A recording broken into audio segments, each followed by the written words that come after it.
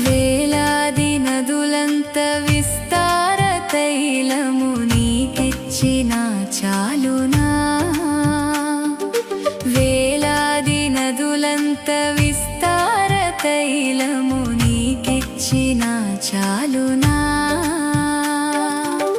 గర్భఫలమైన నా జ్యేష్ఠ పుత్రుని నీకిచ్చిన చాలునా గర్భఫలమైన నా జ్యేష్ఠ పుత్రుని నీకిచ్చిన చాలునా